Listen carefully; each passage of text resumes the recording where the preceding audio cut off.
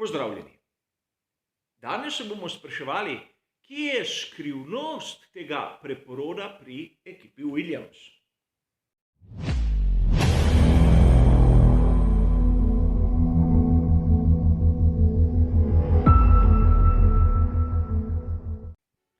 Rezultati ekipe Williams so bili na začetku druge polovice sezone 2021 prijetno presenečenje. Videli smo kar 5 uvrstitev na tista mesta, ki vodijo do točk, in mislim, da marsikdo izmed nas, navdušencev, jim je te uspehe iz srca privoščil. Ampak poraja se vprašanje, kaj se je zgodilo pri ekipi Williams, da so kar naenkrat zbrali 22 točk. Tako dobrega nabora točk niso imeli že kar nekaj sezon. In kaj je tisti ključni faktor, ki je praktično v drugi polovici te sezone tako spremenil situacijo?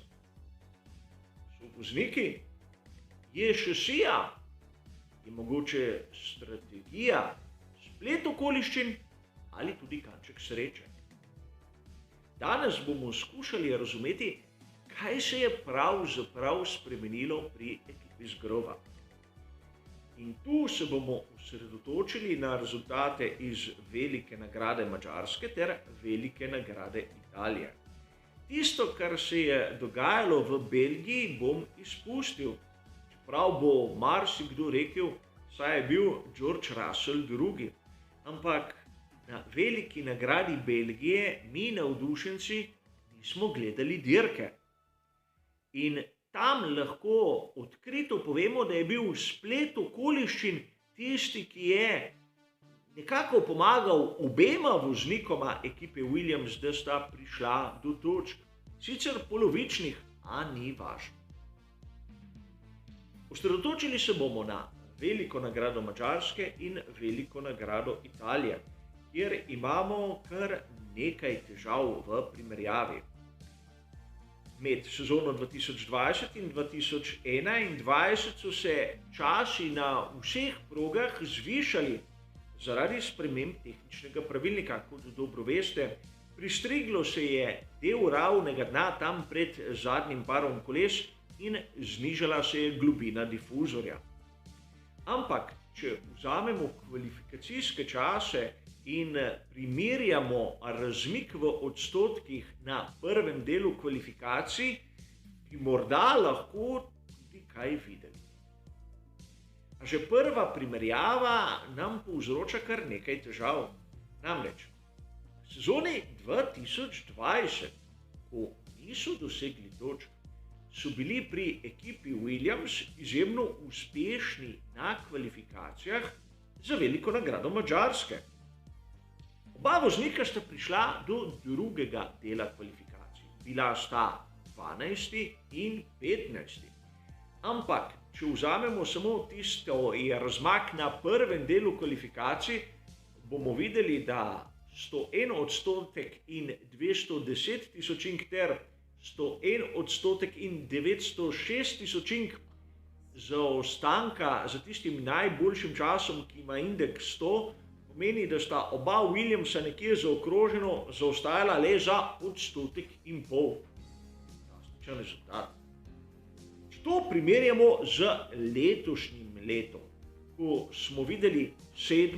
in 8. mesto, bomo videli, da na kvalifikacijah pri Williamsu so bili porazni na veliki nagradi Madžarske. Namreč 17. in 18. mesto. Prva dirka, ko se Georgeu Russellu ni uspelo uvrstiti v drugi del kvalifikacij. Russell je imel zaostanek, ki je nekako zindeksiran na vrednost 102 odstotkov in 269 tisočink, Latifi pa 102 odstotkov in 390 tisočink. Torej, bistveno višji zaostanek kot tistega, kar smo videli v lanski sezoni, in tudi bistveno slabša uvrstitev. Ampak tu moramo biti natančni, namreč v lanski sezoni se je zgodila manjša anomalija. Vremenske razmere, seveda katerih ne smemo pozabiti, In tudi razlika med najboljšim časom v prvem delu kvalifikacij in zadnjem delu kvalifikacij je bila na Madžarskem približno pol sekunde večja lani kot letos.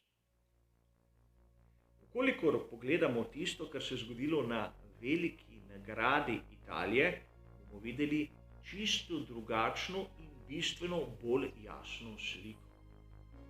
V sezoni 2020 sta bila oba Williamsa na zadnjih dveh mestih, 19. ter 20. Njihov zaostanek zopet v odstotkih 102,607 in 102,770. Lahko bi zaokrožili, da je bil njihov zaostanek konstanten na 102 odstotkih in 7 desetinkah.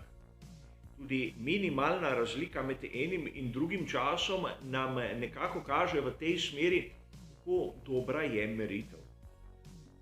Letos na veliki nagradi Italije sta bila Latifi in Russell na 15. in 16. mestu. Zaostanek zopet primerljiv. 101 odstotek 672 ter 101 odstotek ter 715. Zaokroženo 101 odstotek in 7 desetink. Kar nam pomeni, da na veliki nagradi Italije so pri Williamsu znižali svoj zaostanek do najhitrejšega na prvem delu kvalifikacij za 1 odstotek, kar je ogromen napredek in to na tehnični ravni. Kriterij, ki sem ga vzel na veliki nagradi Madžarske, pač ne drži zaradi zunanjih dejavnikov, ki so pač pomagali v enem primeru, da tej niso primerljivi. In ugotovili smo lahko še nekaj drugega. Pri ekipi Williams so verjetno odpravili tisto pomanjkljivost, ki jo je imel lanski model F243. Namreč mnogokrat so bili tudi lani izjemno dobri na kvalifikacijah. Ampak v trenutku, ko so prišli v bilo katero gnečo, je njihova hitrost dobesedno izginila. Vrtinec zraka, ki ga je ustvaril bolid spredaj, je toliko zmotil šasijo ekipe Williams, da je ta izgubila vso konkurenčnost. Potem smo lahko brali marsikateri članek in kar naenkrat smo lahko videli, da v letošnji sezoni so pri ekipi Williams konkurenčni, znajo biti v skupini in čakati na svojo priložnost. Moramo biti iskreni, pri ekipi Williams zaenkrat niso sposobni prehitevati ne vem kako konkurenčnih bolidov. Ampak zaenkrat vsaj ne izgubljajo mest, ki jih pridobijo na štartnem razporedu. Na Madžarskem, v Italiji in tudi v Belgiji je šlo predvsem za splet okoliščin. Nadpovprečno število odstopov, dogodki, naprimer, kot smo jih videli tistega na štartu na veliki nagradi Madžarske, kateri se bodo, po mojem osebnem mnenju, izjemno težko ponovili. Tudi na veliki nagradi Italije smo imeli kar nekaj odstopov, čeprav ne toliko, kot bi jih bili lahko vajeni na kaki drugi dirki. In prav velika nagrada Italije je tista, ki nam kaže, kako se je dvignila v resnici forma ekipe Williams. A odličnemu rezultatu kvalifikacij so tudi pomagali dogodki iz same sprint dirke. Namreč dobila sta nekaj pozicij zaradi nesreč drugih, predvsem Gaslija, in seveda zaradi kazni Valteriju Bottasu. To še zmeraj ne pojasni, kako je George Russell prišel do 9. mesta. Namreč bil je hitrejši od Alpina, vsaj enega. In prav to daje v novo perspektivo ekipo iz Grova. Seveda, še zmeraj je potrebno upoštevati, da ukolikor ni dovolj odstopov, bodo težko prišli v tista mesta, ki vodijo do točk, ampak kar naenkrat na progah, ki ne zahtevajo visokega aerodinamičnega oprijema, so konkurenčni. In konkurenčnost še zmeraj ne pomeni, da bodo zlahka prehitevali nasprotnike, ampak da jim lahko sledijo in da ne izgubljajo položaja, ki so ga pridobili na samih kvalifikacijah. In to je bistveno. Temu moramo pridodati nekaj. Z dobrimi rezultati so dobili neke vrste moralni zagon. Ni jim več potrebno boriti se za nekaj točk, kajti te so dosegli. Sedaj lahko tvegajo in kadar tvegaš, se ti lahko tudi posreči. Videli smo v preteklih sezonah, da pravzaprav pri ekipi Williams mnogokrat je zmanjkal tisti drobec sreče, ki je pa potreben v vseh kategorijah motošporta, da pride določen rezultat. In zadnjič, ko pri Williamsu niso imeli sreče, je bilo v Imoli z Georgeom Russellom in to letos, ko sta trčila z Valtterijem Bottasom.